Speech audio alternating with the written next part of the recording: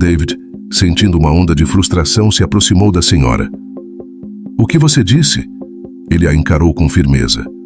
Eu não quis ofender. A senhora gaguejou, recuando. Mas você entende, não? Essas pessoas vivem de esmolas. Quem pode respeitar alguém assim?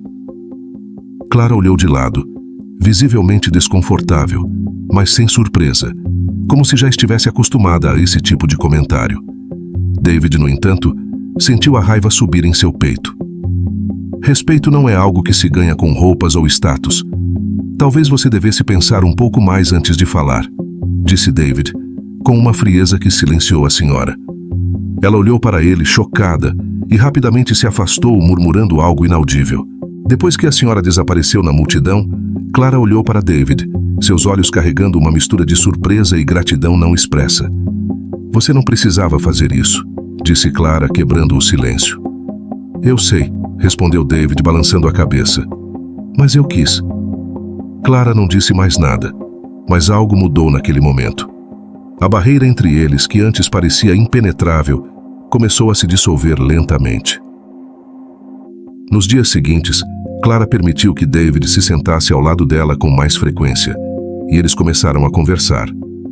As conversas, a princípio superficiais, gradualmente se tornaram mais profundas. David descobriu que Clara era muito mais do que uma simples moradora de rua. Ela era uma pessoa que havia enfrentado infortúnios inimagináveis, mas que de alguma forma ainda conseguia se manter de pé, mesmo que no fundo estivesse quebrada. Como você chegou até aqui? Perguntou David uma noite, enquanto observava as luzes da cidade piscarem ao longe. Clara hesitou, olhando para o chão sujo abaixo de seus pés. É uma longa história. Tenho tempo, insistiu ele, sua voz suave, mas cheia de curiosidade. Ela soltou um suspiro pesado, como se estivesse cansada de carregar o peso da própria história. Eu tinha uma vida normal, sabe? Faculdade, um futuro promissor, como todos dizem. Mas uma coisa aconteceu depois da outra e... perdi tudo. David olhou para ela querendo saber mais, mas percebendo que Clara ainda não estava pronta para se abrir completamente. Você acha que pode reconstruir sua vida? Ele perguntou. Ela o encarou com um olhar vazio. Acho que já passei do ponto de reconstruir qualquer coisa.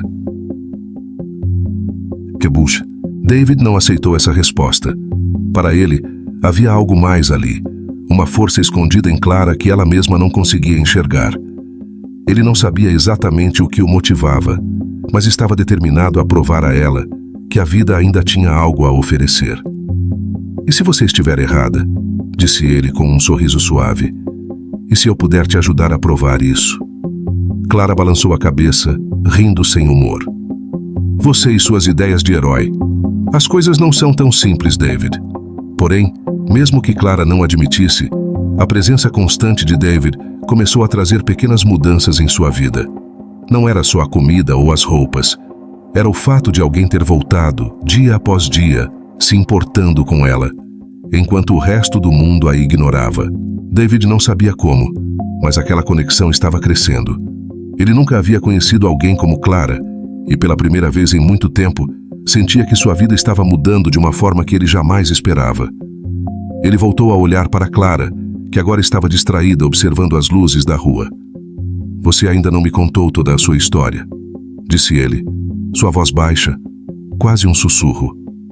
Ela o encarou, os olhos tristes, mas de alguma forma mais leves do que antes. Talvez um dia eu conte. Naquela noite, David não conseguiu dormir. A breve conversa com Clara reverberava em sua mente. Ele sentia que havia mais por trás das palavras dela, algo sombrio e pesado, que a impedia de seguir em frente. No entanto, por mais que tentasse, não conseguia imaginar o que poderia ter acontecido para jogá-la nas ruas.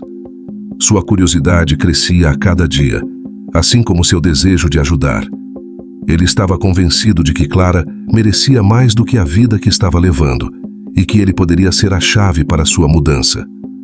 Na tarde seguinte, David pegou o caminho de sempre, ansioso para vê-la.